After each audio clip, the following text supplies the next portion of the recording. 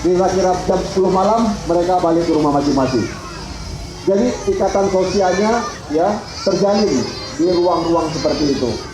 Ya, jadi kalau di kota-kota besar seperti Jakarta udah nggak ada lagi public space, semuanya jadi mall.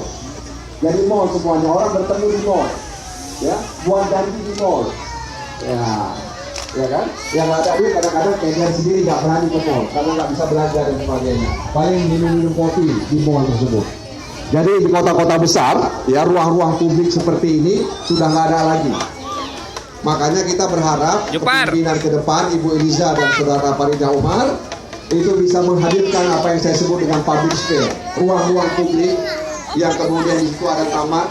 Itulah kemudian untuk menghadirkan masyarakat madani.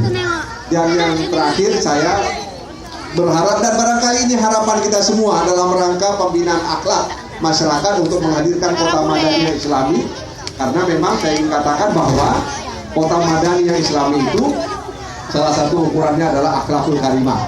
Nah, untuk pembinaan akhlak ini paling tidak ada 3 institusi yang harus dikuatkan oleh pasangan ini ke depan, yaitu masjid, kemudian pesantren, dan yang kedua perguruan tinggi. Jadi perguruan tinggi yang ada di lingkungan Kota Banda Aceh harus bersinergi dengan pemerintah.